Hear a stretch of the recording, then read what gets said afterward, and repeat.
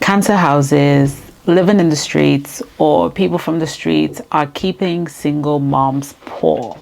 Let's talk about it. So, I live in England, and in England, cancer houses are houses that government give you. They don't, like, you don't buy them from the government, but the government will give you a house to live in at a very discounted rate in terms of rent, electricity bills, and all the other things that people pay for. You pay for them, but like you pay like at a very low amount. And in England, usually a lot of single moms tend to get these type of houses more than single men. Now, in the US or abroad, in some countries, I think government don't really help single moms, but they do make sure that the father of the child does pay child benefit in order for them to survive. And in some part of the world, the government do help and they give houses. Now, what I've noticed is that people in council houses, especially in Europe here, England, Ireland, and all the other European countries, I find that you would see a lot of single moms in these type of houses who live a very low quality lifestyle. And in a lot of these areas, you find that there's a lot of kids who grow up in these areas, and the kids also become a single mom or a single dad, because there's this pattern and there's this trend and there's this culture in these council areas where women end up living with their boyfriend, or they bring their boyfriend to their own house and they live, and then they pop all his baby out, and something happens, the guy leaves, and then they become a single mom all on their own, right?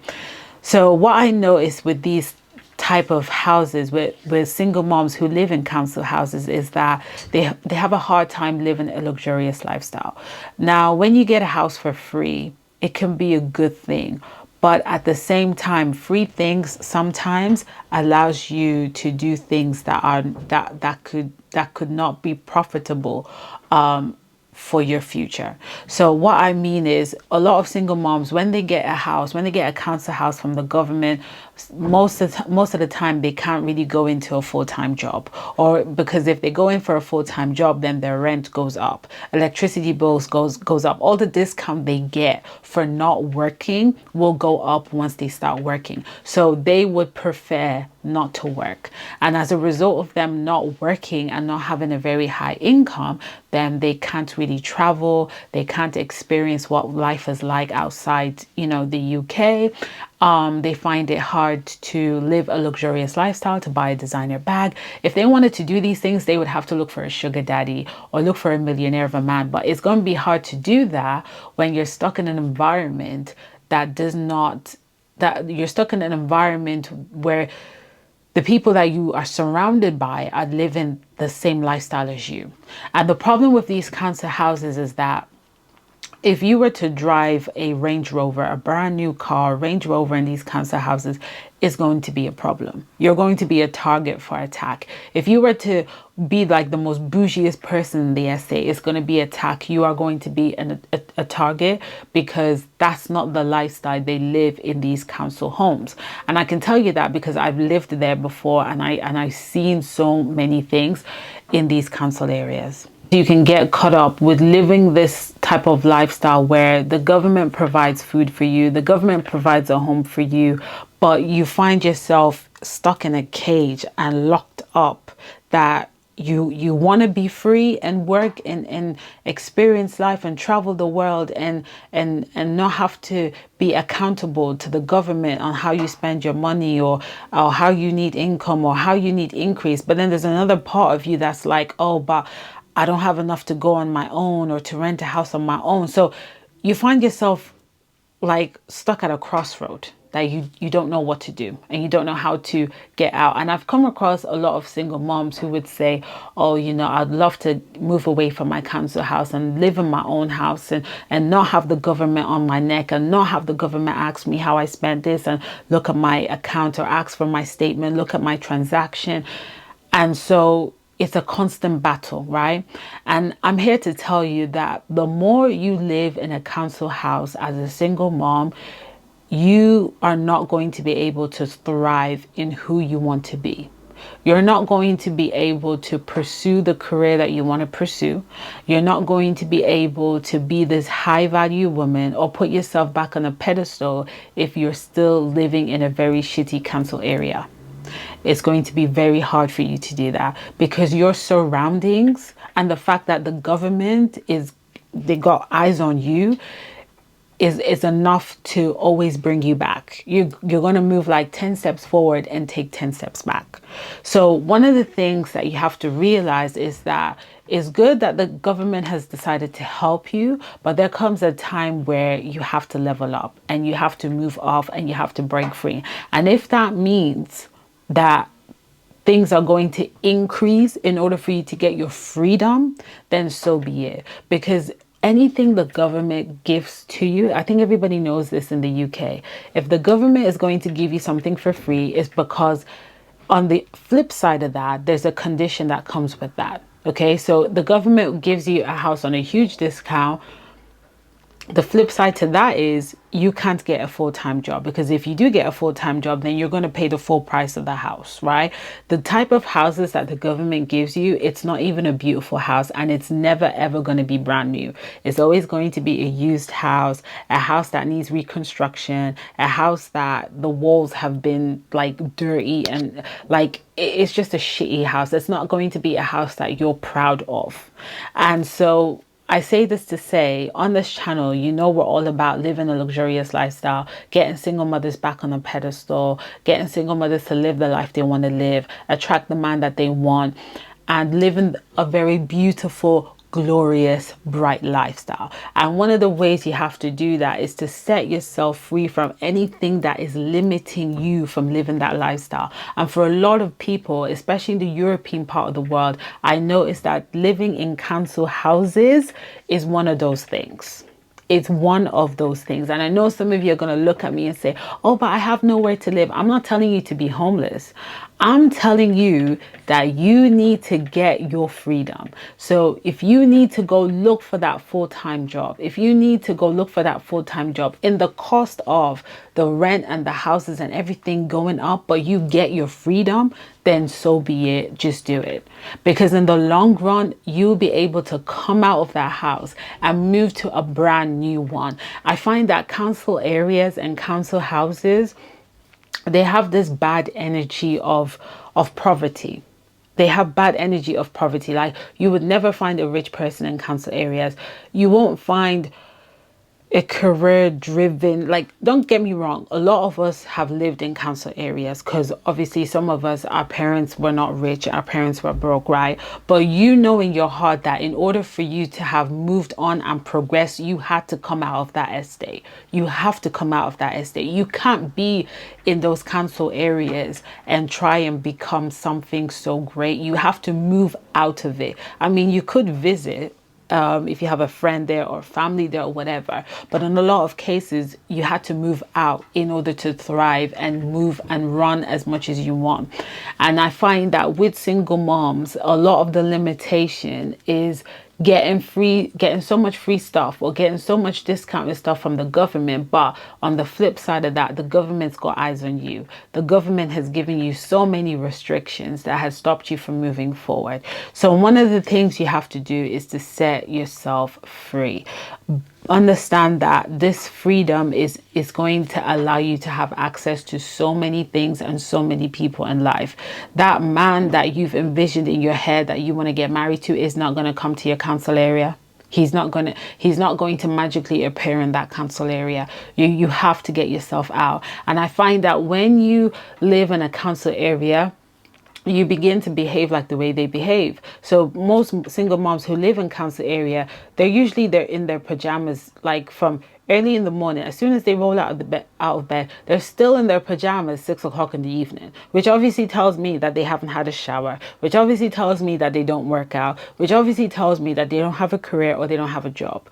When I lived in a council area, I always knew the people that had a job and the people that didn't have a job, because there were certain ways that they behaved. There were certain things that they were doing, and I knew that you're definitely not working, because if you were working, you wouldn't have time for that. And I would know the people that were working. And the people that were working, they couldn't mingle or be friends with people that were not working, because the lifestyle is so different and the type of conversations you're going to have is so different. I know a single mom who has a child with special needs, right? And so I think she was renting at first. And then the government was obviously giving her money to support her and the child, and she's no longer working. And then something then happened with her landlord, that the landlord then kicked her out of the house, and she told the government, and then the government then provided her with a very shitty, horrible house. She hates that house with so much passion. Every single day she looks at that house and she's like, what? Get me out of here. And so we suggested to her that, why don't you go and work, because your special need child is in school from like 9 to 3. So you can find some kind of job from 9 to 3 that could keep you going. And she was like, no, I don't want to work. I don't want to do any of that. Because when you've been out of job for so long, like when you've been out of job for over a year, sometimes you can get really, really lazy to get back on track. And it happens a lot with single moms. When you have like paternity leave or maternity leave for like a year or more, you can, it takes time to adjust to get back into that work lifestyle, to get back into that career-driven lifestyle. And so we had suggested to her that, why don't you go back and work? And she was like, no, she doesn't want to. She doesn't feel like it. And the thing is, because she doesn't feel like it and she doesn't want to, she's now stuck in this shitty house that she doesn't want. And the thing that crosses my mind is, if you're like, no, you don't want to go back and be financially free, what then happens when you get to like 60, 70 and the kid that you have is grown and you're stuck in this shitty place and the government decides that I'm no longer going to support you anymore? What's going to happen? What's going to happen? Because as the world is going, the world is getting expensive. Like, we all know that the world is going through a huge financial crisis right now, and they're trying their best to cut money off as much as they can. So financial freedom is one of the most important things that a single mother needs to thrive for, is financial freedom. If you are not financially free, it means you're stuck. It means you're stuck. And one of the ways you can set yourself free is to, first of all, get yourself a job, have an income and an earning of your own, where nobody has no control over you when it comes to finances. Is so important for us, because you cannot say, oh, I've got a kid, my kid will feed me when I'm old. What if your kid is not in the country? What if your kid is struggling? What if your kid decides that they don't want to? No one can force them to. So financial freedom is so important. So let me just see what I have in my notes. So let me give you reasons or motivation on why you need to move out of your council area. That's obviously when you're able to, because some of you watching this video, you can't just do that tomorrow. Okay, you have to strategically plan this out. You have to strategically plan it out, and you have to make sure that things go according to the plan. And you have to also make sure that you apply faith and you pray at the same time. So one of the motivation or the reasons why you need to get out of your council area is because you will begin to dress like them and your kids will begin to behave like them. So kids that are brought up in council areas, they tend to be alcoholic, they tend to sell drugs, they tend to sell cocaine, they're very rude. They tend to, steal things, hurt, damage things in the neighborhood, use filthy languages. Obviously, kids around the world do these things, but there is a community where these things happen a lot. If you go to the posh area, you're not going to see these things quite often. So you also begin to dress like them. It's going to be hard for you to dress bougie and to dress on point and 10 out of 10 all the time when you live in a council area full of women who are just fat, apple shape, no job, no career, you begin to move like them, because you're not going to see a really good looking six-pack guy in some council area. Even if you see him in that area, I can promise you he has some badass attitude. The next motivation that you're going to need is that if you continue to live in a council area, you will continue to attract low quality men. Like I said, that high value man is not going to appear in that council area. He's not going to move to that council area. He's not going to live in that council area. A lot of these celebrities that we admire and we look up to, some of them come from the hood, from the streets, from council areas. On their way to success, they had to move out of that environment and move to another environment. There's a reason why that has to happen. So if you want to attract the better type of man, a high quality man, you need to get yourself out of that environment and move to an environment. Move to an environment that is quiet, that is peaceful, that is beautiful. Do you get what I mean? It doesn't have to be so expensive, but as long as it's not a council shitty area and it's a beautiful area, an area that you're proud of to say, yeah, I live in this area. Some of us, you live in council areas and you're not proud to let people know where you live. You're not proud to let people see your house. You're not proud to let people live in your house. Okay. In that kind of situation, you need to move out so you can attract a better type of man and a better type of lifestyles, right? Another thing I find with living in council areas is if you decide to buy a nice, beautiful car in a council area, all the shitty cars in the neighborhood will overshadow yours, and your car will definitely become a target. All the bougie, beautiful things that you have will become a target in a council area, or if you're living in the streets or in the hood or whatever you call it in wherever you live. I'm looking at notes so I don't forget what I'm about to say as well. Also, your neighborhood is always a reflection of your lifestyle. So if you tell people in your workplace, in your community that, I travel here, I go there, I do this, I go to this type of restaurant, I go to 5-star hotel, blah, blah, blah. And they come to your neighborhood and your neighborhood looks dirty, your neighborhood is noisy, there's raping, there's rape that happens in your neighborhood, there's murder cases in your neighborhood every week. People would think that you're lying about your lifestyle, because they would start to think, well, why are you living here if this is the type of lifestyle that you're living? So you need to get out of that place, okay? Another one is that what we see every day tends to affect how we think. It tends to affect how we think. And something that I wrote down here is that things that hold us back is where we live, and what we see on a daily basis shapes the way we think. So when you get so familiar with your environment, sometimes you end up like them and you end up becoming like them. And that's why moving out is so important, because when you live in council areas, there are certain types of cars that you're not going to see. There are certain types of fashion you're not going to see. There are certain types of products in the house that you're not going to see. When I was doing a house tour, I went to this neighborhood. Oh my God. This neighborhood was so bright. It wasn't bright because the weather was good. The neighborhood was so bright that as the taxi kept moving in the neighborhood, all I was seeing was beautiful cars and beautiful houses. Like the beautiful car was matching the beautiful house. And the neighborhood was so quiet.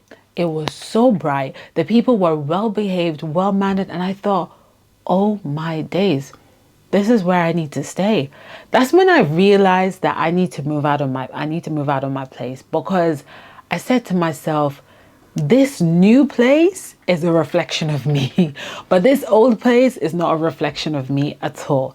So we have to be really strategic on how we do this. I'm not saying watch this video and then call the government and say, get me out of here, I'm getting out of this area. No, please be wise and apply and plan strategically. Okay, plan strategically. I don't want you living in a cardboard box after this video. Okay, so you have to plan strategically. Some of you have a newborn baby, so obviously moving to a bougie neighborhood is not for you in this season. This could happen maybe when your newborn is 2 years old or something like that. And obviously before you move to a bougie neighborhood, you need to make sure that you have a good job. Okay, so the priority would be you first of all have to think, okay, do I have someone who can look after the kids, or where will the kids be? Some of you, your kids are no longer toddlers. They're about to go to primary school. So you can then get a full-time job and then save and get yourself a house. Some of you, you have a newborn baby. So you have to probably pay for childcare, or if you can't afford childcare, you're probably at home with your baby full time. So right now is not the season for you to move out. You might have to wait a little bit before you can get a full-time job and move out. So you really have to plan it strategically. For every step that you take or you make, you need to make sure that you have a container that will sustain you in order to make sure that that move becomes permanent. Okay, you don't want to move out of a council area, move to a bougie place, and then come back to a council area. It doesn't make sense. But the one mindset you must not have is, oh, when I get married, I'll move out of this area. Don't have that mindset. What if the man doesn't show up in 5 years' time? What's going to happen? Don't ever have this mindset that somebody else is going to do it for you. You have to plan it for yourself. So that is it for this video. I see you guys in my next one. Stay blessed and stay beautiful. Bye.